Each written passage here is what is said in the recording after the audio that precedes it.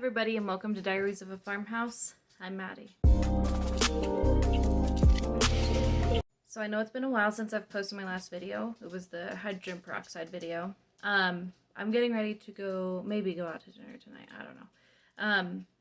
But I figured it was time for another beauty and botany video. I got a full-time job. I mean, obviously I'm not making much money out of this. It's just kind of for fun, but so I have my full-time job, and it's kind of been taking away from me being able to like film Instagram and YouTube and the stuff that I kind of enjoy, as well as taking care of houseplants, which in another video I'll show you kind of the things that I need to get done before winter, fall. But for right now, I thought it'd be fun to sit down and just do another beauty and botany video.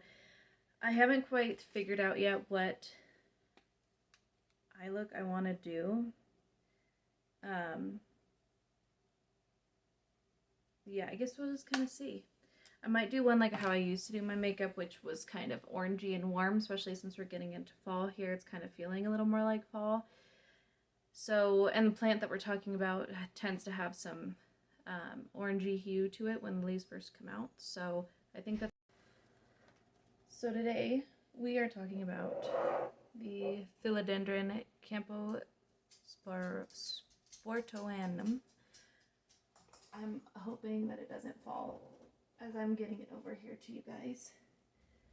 But this is one of my favorite plants. I got it as a cutting. I traded some of my variegated string of hearts for it, and at the time it was only a cutting like maybe this big.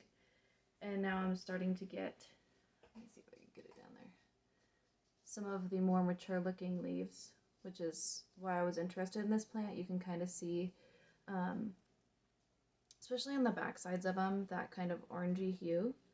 And they're really velvety. I love that you get a little bit of lime green in there, a little bit of warmth. And I love the look of those really velvety leaves and that leaf shape. Hopefully you can see that. I'm gonna put my here. Fall over, please. Thank you. I couldn't really find a whole lot of history on this plant.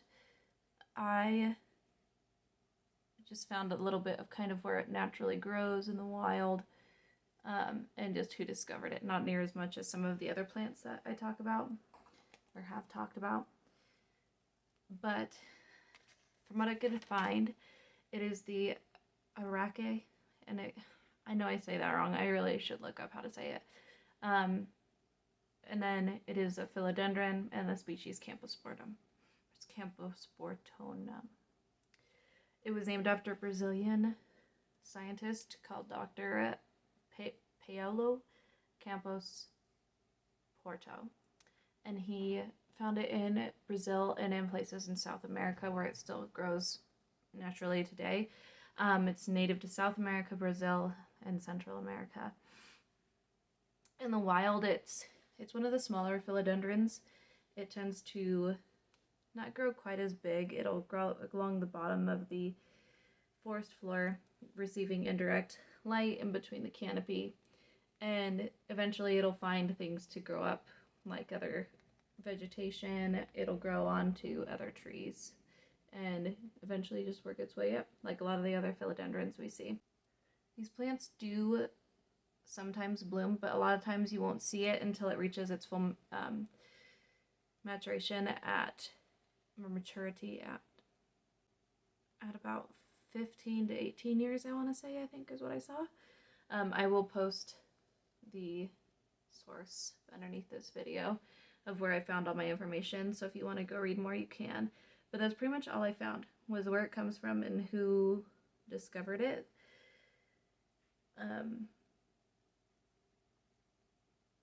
There's some plants in this where I'm going to be able to find a lot of information, and some where I'm not going to be able to find quite as much, and this is definitely one of them that didn't have a lot of information.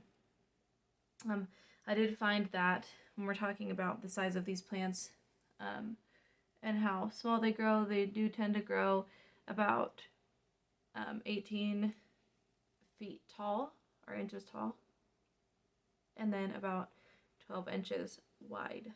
So they don't get typically very, very large.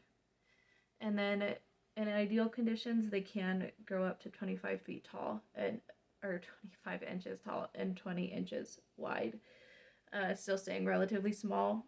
Their leaves, as they mature, will tend to grow to about 2 to 8 inches wide. So they don't typically get very tall or very wide. The leaves get to a pretty generous size, but in terms of comparing it to other philodendrons, stay small. So in terms of light, when you're growing these inside, they tend to like the bright indirect sunlight or indirect sunlight. So kind of as we briefly discussed before, they grow along the forest floor and underneath the canopy where they're only getting like bright indirect to indirect sunlight, and their leaves can scorch pretty easily. So you want to avoid putting them anywhere where they're going to be in like direct sunlight for too long, otherwise you risk scorching the leaves. I have mine in my office, and you can see the light is kind of indirect. I wouldn't even know if I'd want to call it bright indirect. It just gets indirect from both directions, from the other room and in this room, and it's grown really quick. These plants do tend to grow pretty fast, so that is something that's kind of nice about them if you're looking for something that is going to grow relatively large, relatively fast. I feel like it's been pretty easy to take care of, but I also have mine in growing in a different substrate that it's been pretty easy to grow, but I also have mine in semi-hydro. And I feel like that's a lot of my more finicky plants are plants that I just felt more comfortable putting them into semi-hydro. They've done pretty well. And this is one of them where I was a little nervous to start it in water and moss and then transplant it into something else. So the nice thing with semi-hydro is I could put it in there when I first got it and just let it grow. And so I feel like that's been pretty easy. In your house, you might want to keep them anywhere that's kind of in the same lighting as what I'm in now. Kind of maybe a few feet away from a window, or maybe by a window that's only getting a small amount of sunlight throughout the day, where it's kind of getting indirect or even bright indirect for just a few hours. You don't want it in complete darkness. Obviously most plants won't thrive in that condition, but you also don't want it in a place where it's going to get direct sunlight for more than maybe like an hour or two. And I would even avoid I would avoid direct sunlight, but maybe put it somewhere where it's going to get kind of that nice bright indirect.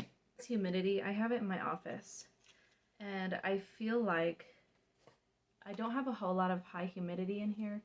In fact, I just ordered a couple of humidifiers for this space because I do notice that some of my plants, like my varicosum, tend to get a little bit of some crispy leaves, and things just aren't growing as well as I would like them to. But I would say these plants probably, and it's doing okay. I shouldn't say that like the lack of humidity in here has affected it too much. Just my more sensitive plants, and I noticed some like unfurling damage on some of my other philodendrons in here. But ideally, these plants tend to like about 50 to 70% humidity to kind of mimic ideal growing conditions. And I have had some leaves get stuck, and this could be why, and most likely why, just because of the black humidity. So you'll probably have nicer growth, less damage as they unfurl and come out. And it might grow a little bit quicker, just a little bit larger, as long as you have ideal humidity along with ideal temperatures. So the office in the wintertime does tend to get a little bit cold, so I'll sometimes put a heater in here. But during the summertime, it stays pretty warm.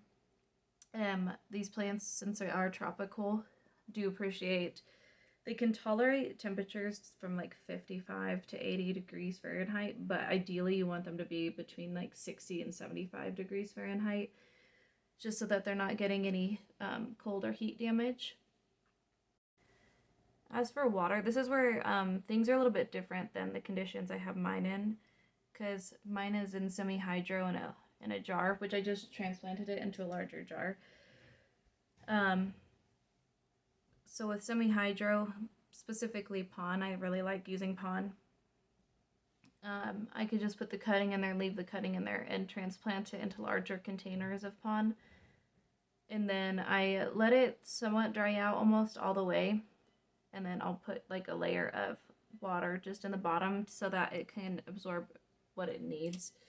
I feel like if it were in soil, it would probably take similar care to a varicosum or something with finer roots. So I will say that mine has grown pretty nicely in the semi-hydro and fairly quick as well. I haven't really had any issues with it yet, and I hope I don't. It's probably about a year old almost now. If you were to water this and keep it in soil, you would want it to dry out like an inch down. Kind of put your finger in there like you would a lot of other plants, and then see if it's completely dry, an inch down, or almost completely dry, then you might want to water it a little bit. But I wouldn't suggest letting this plant dry out entirely, except for maybe like, you know, in extreme circumstances where you're not able to get to it right away. As long as it's not consistently dry. I feel like if it was consistently dry, it would not do well. In semi-hydro, it's never really completely dry, and it's just done amazing. As far as fertilizer, if you're going to keep it in semi-hydro, you probably wouldn't need to fertilize it as much. I haven't fertilized any of my semi-hydros yet. That's something that I kind of need to do more research on.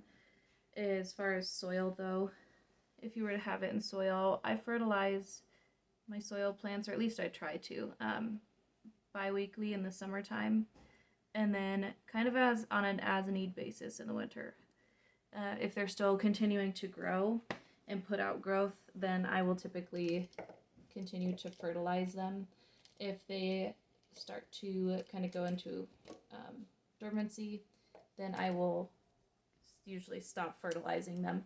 I do have some plants that are like under grow lights or get more sunlight, and so they will continue to grow throughout the winter. And if that's the case, then I usually continue to fertilize them.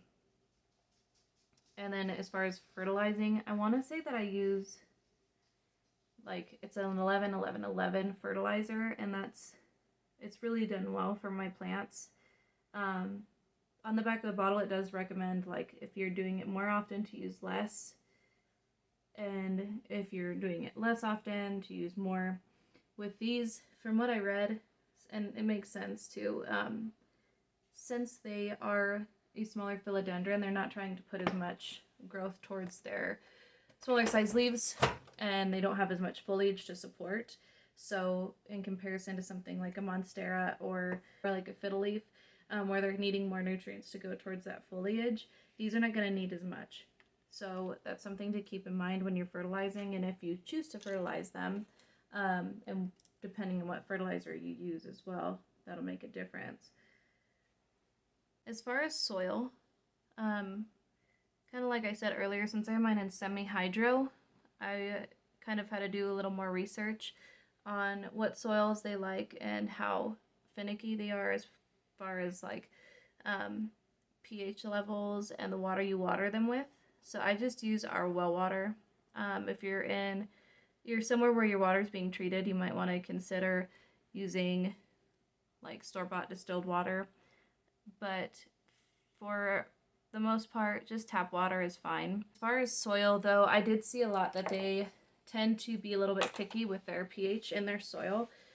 So the one resource I was reading said to try to use a soil that is about like a 6 to 7 pH, or a 6.5 to 7 pH, so that you have a little wiggle room if something were to happen in your soil would change in that pH. The website that I was reading on that said that African violet soil is pretty much perfect, but the Philodendron Campo appreciates like a looser soil. So if you were to use African violet soil, you would want to add perlite to it to make it a little bit less dense. However, they also put a soil recipe on there, which consists, and it's a soil, well, I guess I should call it a soilless recipe. And this consists of 2 parts cocoa coir, 2 parts orchid bark, 2 parts perlite, and then 1 part charcoal and 1 part some kind of moss, sphagnum moss or peat moss. However, the peat moss will affect the pH in the soil, so that's just something to keep in mind.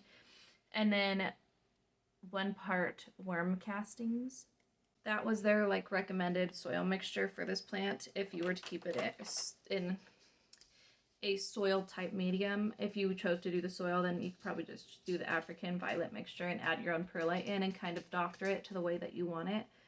And then it also suggested that when you're ready to repot, or when you're trying to figure out when to repot this plant, you would want it to be somewhat root bound, where the roots are coming in maybe out of the bottom of the nursery pot, or they're starting to kind of try to poke out the top, or it's just really dense and you're trying to replace the soil that the roots are taking up.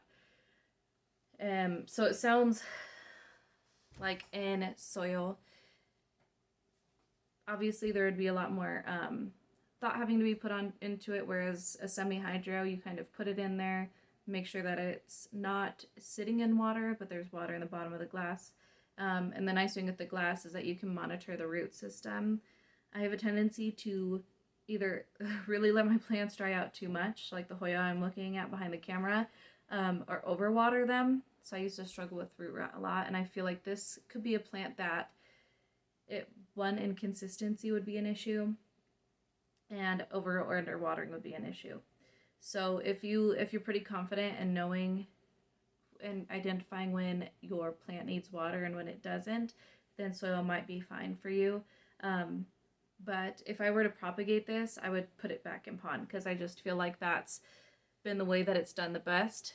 I haven't tried it in soil, and I don't know that I ever would unless I found something at a store where it was already in soil and I kind of wanted to keep it that way. Oh my gosh, the flies. I don't know, wherever you're at, I hope you are not dealing with the flies that we have here. I would say, as we're talking about propagating, you can propagate by cutting where the nodes are at, or you'll see like air roots kind of coming out, because obviously it wants to climb. If you were to cut like below these and place this part into water, it would root. I say water, I would say that just based off of observing this plant, that maybe water wouldn't be the best way to propagate it. I would say with similar plants, I've had luck in like moss, doing like a propagation box with moss, and then moving into your pond, or you're moving into your soil if that's the way you choose. For me, I would just cut and propagate it back into pond. You can also air layer, so that's the process of putting like moss around the node or the air root, and then keeping that moss damp until the roots were to grow into it, and then cutting once the roots have already formed and just leaving it on the plant. I haven't tried that with any of my plants yet. That's something I haven't delved into, and so I don't know how well it would work on a plant like this, but that is something that came up in terms of propagating it. If you have tried it, let me know, because I'm curious how many of you guys have tried air layering and have had good success with it, and what plant you used it on. Was it a plant like this one or something else? But I do want to know that. I'm going to do my eyelashes really quick, and then I will come back and wrap this up. Okay, well, I'm pretty much almost done. I just wanted to add on that this plant is toxic if ingested by a child and animals, so just make sure that if you have animals or children that like to get into your plants, you're keeping them away from this one, because it will cause calcium oxalate crystals in their throats. And If it looks a little bit different, I'm having storage issues on my phone, so I just want to finish up by saying that this plant can be susceptible to pests, as most are. So just be checking your plant, seeing if you see any scars on the leaves that may have been caused by pests, seeing if, oh, I forgot to contour my nose. Whoa, why am I so high? Okay, whatever. And if you see them, just make sure that you're getting them treated. So a lot of times I've noticed like my plant has gotten thrips, but that just seems like it's something common with all my plants here. But you'll want to be on the lookout for like mealy bugs along stems and aphids, anything, spider mites as leaves are unfurling. You'll want to check for any of those kind. What is happening? The camera is sinking and I am annoyed. Okay. So just be checking for pests, treating them as needed. I like to alternate between neem oil and I think it's like Safe Choice insecticide, because the pests will get used to whatever pesticide you're using. So just make sure that you're alternating and catching it early, and that'll be the easiest way to resolve any pests that are on your Philodendron Campo. So I just want to conclude that the Philodendron Campo likes to have... Why did I try to talk while I'm doing my lipstick? Do I like this? I don't know. We're gonna finish it. Hold on. So if you get a Philodendron Campo, keep it in bright indirect sunlight, no direct sunlight. Put it into a soil that has a pH of a 6.5 to 7. So like an African violets mixture that has perlite in it because you want it kind of fluffy. Or and one of the links below will have, now I'm too low, has like a recipe for a soilless mixture for these plants.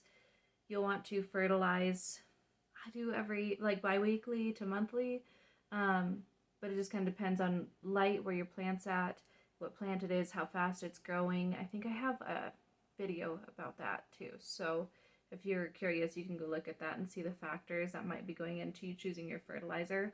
Don't let it dry out completely.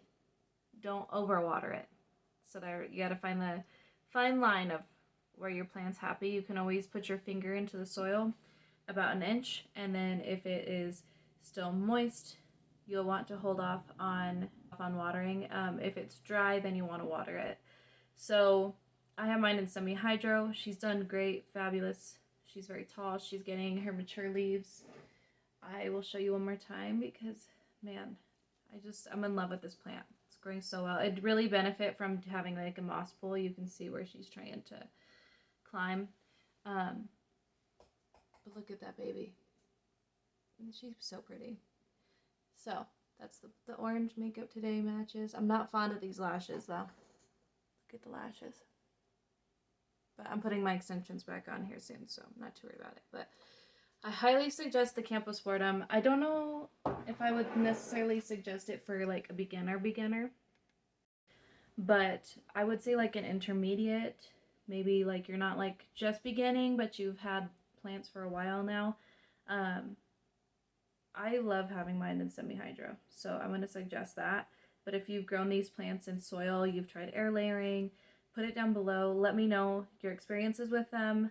Do you let yours hang? Do you have them climbing? I personally like the way they look climbing, especially when they get their mature leaves. But let me know in the description box below. And thank you for stopping by. If you're a new subscriber, thank you. I do see you guys.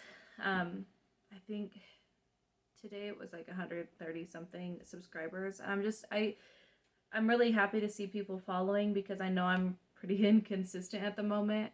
But I love talking about plants and I love like educating people. I just enjoy like being in this community and talking about plants and educating myself on them and then sharing that with you guys. So if you like my channel, you like what I have here so far, go ahead and give me a subscribe. You can follow me on my other social media platforms. I'm on Instagram and Twitter. Not so much active on Twitter, but I do post every so often, mostly about business stuff.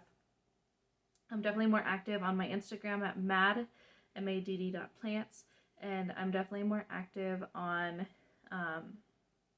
these platforms here. So I do have a business Instagram where I sell houseplants. These pots you can see behind me, some of these macrame hangers.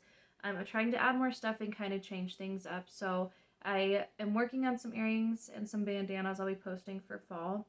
They hopefully will be up by the time this video is up. I'm hoping to get it done today.